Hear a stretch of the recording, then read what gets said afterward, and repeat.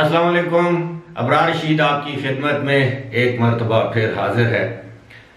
اور جو لوگ پہلی مرتبہ میری ویڈیو دیکھ رہے ہیں، میرے چینل کو دیکھ رہے ہیں، ان سے میری ریکویسٹ ہے کہ پہلی فرصت میں ایک تو آپ میرے چینل کو سبسکرائب کریں، لائک کریں، اپنے دوست احباب میں میری ویڈیو شیئر کریں، اور بیل آئیکن جو ہے وہ تازہ ترین نوٹیفیکیشن کے لیے یعنی گھنٹی کے بٹن کو ضرور کلک کریں. آپ کا بہت بہت شکریہ. اس وقت میں مخاطب ہوں خاص طور پر پاکستانیوں سے، چاہے وہ یو اے ای میں ہیں یا پاکستان میں. آپ کو یاد ہوگا 7 فروری کی تاریخ. 7 فروری کی تاریخ کی ایک اہمیت ہے. وہ اہمیت یہ ہے کہ اس دن پاکستان کے وزیر اعظم جناب عمران خان نے کراؤن پرنس آف ابوظہبی، جو کہ یو اے ای کے ڈپٹی سپریم کمانڈر بھی ہیں، MBZ یعنی محمد بن زائد سے ٹیلی فونک گفتگو کی تھی. یعنی ٹیلی فون پر ان سے گفتگو کی تھی. اس گفتگو کے حوالے سے تفصیلات کم از کم حکومت پاکستان کی جانب سے سامنے نہیں آئی. البتہ یو اے ای کے اخبارات نے اس گفتگو کو نمایاں جگہ دی کہ دونوں رہنماؤں نے آپس میں ٹیلی فون پر گپ شپ کی ہے یا بات چیت کی ہے. تاہم پاکستان کا ایک مستند کریڈیبل اور اخبار ڈان، جس کی بڑی کریڈیبلٹی ہے، ڈان اخبار نے اپنے ذرائع کے حوالے سے بتایا تھا کہ وزیر اعظم عمران خان نے MBZ یعنی محمد بن زائد کے ساتھ اس بات پر زور دیا ہے کہ دونوں ملکوں کے درمیان جو تعلقات ہیں ان کو مزید بہتر بنایا جائے. یعنی ties between the two countries should further boost. اب یہ ایک ایسی سٹیٹمنٹ ہے جس سے یہ ظاہر ہوتا ہے کہ ظاہر ہے دو ممالک کے درمیان تعلقات کو بہتر یا بہترین اسی وقت بنایا جا سکتا ہے جب وہ تعلقات اتنے زیادہ بہتر نہ ہوں. ذرائع نے یہ بھی بتایا کہ وزیر اعظم پاکستان نے MBZ کا شکریہ ادا کیا کہ یو اے ای کی گورنمنٹ نے جو پاکستان کو $1 ارب کا جو قرضہ دیا ہوا تھا، در حقیقت یہ قرضہ اسٹیٹ بینک آف پاکستان میں رکھوایا گیا تھا تاکہ پاکستان کی جو زر مبادلہ کے ذخائر ہیں ان میں اضافہ ہو، کمی واقع نہ ہو، اور پاکستان خدا نخواستہ دیوالیہ پن کی جانب نہ جا سکے. تو یو اے ای نے اس حوالے سے پاکستان پر ایک مہربانی کی، یعنی اس قرضے کو رول اوور کر دیا. یعنی اس قرضے کو مزید 1 سال تک پاکستان کے پاس رکھنے کا اعلان کیا. اور اس بات پر وزیر اعظم عمران خان نے ولی عہد یو اے ای محمد بن زائد کا شکریہ ادا کیا، اور ساتھ ہی ساتھ اس بات پر زور دیا کہ دونوں ملکوں کے عوام اور دونوں ملکوں کے حکمرانوں کے دل ساتھ دھڑکتے ہیں تو دونوں ملکوں کے تعلقات میں مزید بہتری لائی جائے. ماضی کی اگر کوئی تلخیاں ہیں، کوئی غلط فہمیاں ہیں تو ان کو دور کیا جائے. اس حوالے سے میں پہلے بھی ایک ویڈیو کر چکا ہوں، لیکن سفارتی ذرائع کا یہ کہنا ہے کہ اب دو ممالک کے مابین یعنی متحدہ عرب امارات اور پاکستان کی وزارت خارجہ، ان دونوں ممالک کی وزارت خارجہ کے مابین یا درمیان مذاکرات کا ایک سلسلہ شروع ہو چکا ہے. اور یہ جامع مذاکرات ہیں. یہ کسی ایک ایشو پر یہ مذاکرات نہیں ہو رہے. یہ اسٹریٹجک مذاکرات بھی ہیں، یہ سیاسی مذاکرات بھی ہیں، یہ معاشی مذاکرات بھی ہیں. اور خاص طور پر ان مذاکرات میں جس چیز پر زور دیا جا رہا ہے وہ یہ ہے کہ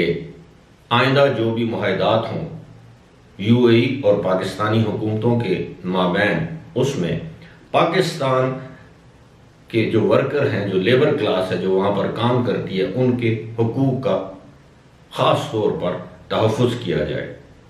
ایسا نہ ہو کہ ان ورکرز کو بیک جنبش قلم نکال دیا جائے، ان کے حقوق سلب کر لیے جائیں، ان کو گریچوٹی نہ دی جائے، ان کی نوکریاں اچانک ختم کر دی جائیں، ان کو جبری رخصت پر بھیج کر ان کے ویزے ختم کر دیے جائیں، یا اگر وہ یو اے ای کے اندر موجود ہیں تو ان کے ویزے کینسل نہ کیے جائیں تاکہ وہ کسی دوسری کمپنی میں ملازمت حاصل نہ کر سکیں، یا نکالے گئے پاکستانیوں کی جگہ انڈین یا بنگلہ دیشیوں کو نوکری پر نہ رکھا جائے۔ اور دوسرے مرحلے پر جو سوال پیدا ہوتا ہے وہ ہے پاکستانیوں کا جو وزٹ ویزے کا معاملہ ہے۔ ہم لوگ اکثر اپنی خود غرضی کی وجہ سے زیادہ امپورٹنس دینا شروع کر دیتے ہیں وزٹ ویزے کے حوالے سے کہ کب وزٹ ویزا کھلے گا، کب وزٹ ویزا لگے گا،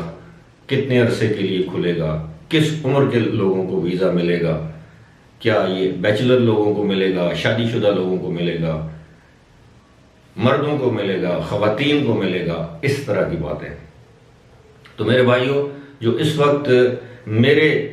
میری معلومات اور میرے ذرائع کے مطابق اس وقت جو مذاکرات ہو رہے ہیں یو اے ای اور پاکستان کے مابین، اس میں جو ویزوں کا جو معاملات ہے اس میں زیادہ تر ان معاہدوں کی تجدید کا معاملہ ہے جو آئندہ 1 سال یا 2 سال کے اندر ہونے ہیں، اور جو معاہدے 2 ریاستوں کے درمیان پہلے سے موجود ہیں، یعنی پاکستان اور یو اے ای۔ آپ سب کو معلوم ہے کہ یو اے ای ایک ایسا ملک ہے سعودی عرب کے بعد جہاں سے سب سے زیادہ ترسیلات زر یعنی فارن کرنسی پاکستان میں آتی ہے، اور بتایا جاتا ہے کہ 4 سے 5 ارب ڈالر تک کی یہ اماؤنٹ ہے جو کہ خلیجی ممالک سے پاکستان میں پاکستانی یہ پیسے بھیجتے ہیں اپنی خون پسینے کی اور حلال کی کمائی۔ اور ان لوگوں کے حقوق کا تحفظ کرنا میں سمجھتا ہوں گورنمنٹ کوئی بھی ہو، چاہے وہ Imran Khan P T I کی گورنمنٹ ہو، مسلم لیگ نون کی گورنمنٹ ہو، پیپلز پارٹی کی گورنمنٹ ہو، کسی بھی جماعت کی گورنمنٹ ہو، اولین فرض یہ ہے کہ ہم ان لوگوں کے حقوق کا تحفظ کریں۔ وہ لوگ جو یہاں سے محنت مزدوری کے لیے وہاں پر جاتے ہیں، بڑے ناگفتہ بے حالات میں وہاں پر گزر اوقات کرتے ہیں، اپنا پیٹ کاٹ کر بچت کرتے ہیں اور وہ پیسے پاکستان بھیجتے ہیں، اور ان پیسوں کی بدولت پاکستان کی معیشت ترقی کرتی ہے۔ اب جو موجودہ صورتحال ہے، میں بڑے وثوق سے یہ کہہ سکتا ہوں کہ آج سے 4 یا 5 مہینے پہلے پاکستان، سعودی عرب، یو اے ای، بحرین اور کسی حد تک کویت، ان 4 ممالک کے درمیان جو سرد مہری تھی یا جو ان کے آپس میں تعلقات میں آپ یہ کہہ لیں کہ کسی حد تک کشیدگی آ گئی تھی، اب وہ کشیدگی آہستہ آہستہ ختم ہو رہی ہے، وہ سرد مہری ختم ہو رہی ہے، وہ برف اب پگھلنے لگی ہے۔ اس کی بہت سی وجوہات ہیں، اسٹریٹجک وجوہات ہیں، سیاسی وجوہات ہیں، معاشی وجوہات ہیں،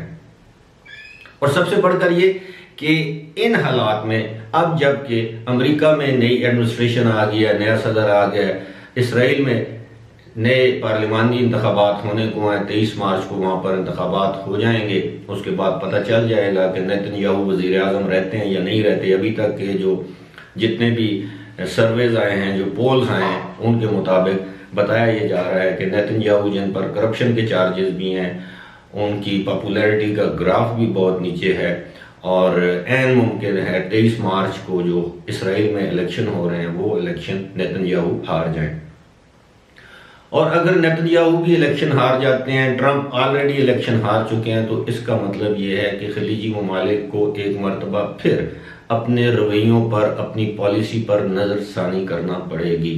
اور پاکستان خطے میں ایک ایسا اہم ملک ہے جس کی اہمیت سے انکار نہیں کیا جا سکتا۔ پاکستان نے اس سے پہلے بھی سعودی عرب ہو، یو اے ای ہو، کویت ہو، بحرین ہو، قطر ہو، ان ممالک کے اعتماد پر پاکستان ہمیشہ پورا اترا ہے۔ ان ممالک کو پاکستان نے دھوکہ نہیں دیا۔ یمن کے معاملے میں جو پاکستان کی جو پالیسی تھی، آج پوری دنیا اس کو مان رہی ہے کہ پاکستان نے بہت اچھا قدم اٹھایا کہ یمن کی جنگ میں اپنے آپ کو نہیں جھونکا۔ آپ کے علم میں ہوگا کہ جب یمن کی جنگ شروع ہوئی، اس کا آغاز ہوا آج سے 6 سال پہلے، تو اس وقت پاکستان پر کتنا دباؤ تھا کہ وہ یمن کی جنگ میں عرب اتحادی ممالک کا ساتھ دے۔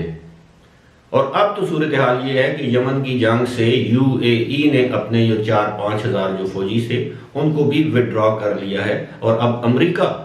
کے دباؤ پر یمن کی جنگ کو بھی ختم کیا جا رہا ہے، کیونکہ امریکہ کا یہ کہنا ہے کہ اس کے جو ہتھیار ہیں وہ یمن کے معصوم شہریوں کے خلاف استعمال ہو رہے ہیں، اس کو امریکہ کبھی بھی برداشت نہیں کرے گا یا پسند کی نگاہ سے نہیں دیکھے گا۔ تو ان ساری صورتحال میں آپ کو جو بات بتانا چاہتا ہوں وہ یہ ہے کہ ویزے چاہے وزٹ ہوں، ٹورسٹ ہوں، ورک ہوں، امپلائمنٹ والے ہوں، ریزیڈنٹس ہوں، جو بھی ویزے ہوں، آپ یقین کیجئے گا آنے والے دنوں میں اس حوالے سے آپ کو ضرور خوشخبری ملے گی۔ ہاں البتہ ایک بات ضرور ہے کہ کووڈ-19 کی جو سچویشن ہے، یعنی کرونا وائرس کی جو صورتحال ہے، نہ صرف پاکستان، UAE بلکہ دیگر ممالک میں، اس کی وجہ سے اس وقت باوجود جان بوجھ کر دانستہ طور پر UAE نے گو سلو والی پالیسی اپنا رکھی ہے، یعنی ویزوں پر بہت ہی آہستہ گو سلو پالیسی اپنائی جا رہی ہے۔ اس کی بہت ساری وجوہات ہیں۔ اس وقت صرف انہی لوگوں کو ویزا دیا جا رہا ہے جن کو ویزا دینا انتہائی ناگزیر ہے، جن کو وہاں پر سرکاری نوکری مل گئی ہے ان کو یہاں سے ویزا مل رہا ہے، یا جن لوگوں کے عزیز و اقارب رشتہ دار وہاں پر بیمار ہیں، کوئی مسئلہ ہے، کوئی ایشو ہے، ان لوگوں کو ویزے دیے جا رہے ہیں، یا جن لوگوں کی فیملیز وہاں پر ہیں اور فیملی کے کچھ لوگ یہاں پر ہیں ان کو ویزے دیے جا رہے ہیں۔ میں آپ کو بڑے وثوق سے بتا رہا ہوں 15 جنوری تک عام لوگوں کو ویزے ایشو کیے جا رہے تھے، اتنی بڑی تعداد میں نہیں لیکن ویزے ضرور ایشو کیے جا رہے تھے۔ اب it's any bodies gas, visa کل بھی شروع ہو سکتا ہے، 10 دن بعد بھی شروع ہو سکتا ہے، 1 مہینے کے بعد بھی شروع ہو سکتا ہے۔ مجھے روزانہ درجنوں کی تعداد میں ایسی ای میلز آتی ہیں، میسیجز آتے ہیں، لوگ مجھ سے پوچھتے ہیں جی آپ بتائیں دبئی یا UAE کا ویزا کب کھلے گا، وزٹ ویزا کب کھلے گا، ٹورسٹ ویزا کب کھلے گا، ورک ویزا کب کھلے گا۔ کاش ان باتوں کا میرے پاس جواب ہوتا، لیکن میں ایک بات آپ کو مصدقہ طور پر قابل بھروسہ ذرائع کو کوٹ کرتے ہوئے میں آپ کو بتا رہا ہوں کہ اس وقت جب میں آپ سے مخاطب ہوں، متحدہ عرب امارات اور پاکستان کے وزارت خارجہ، یعنی متحدہ عرب امارات کی وزارت خارجہ اور پاکستان کی وزارت خارجہ کے مابین ہمہ جہت، جسے کمپوزٹ ڈائیلاگ کہتے ہیں، وہ شروع ہو چکا ہے اور امید ہے اس کے اچھے نتائج برآمد ہوں گے۔ فی الحال اسی کے ساتھ مجھے دیجیے اجازت، خدا حافظ۔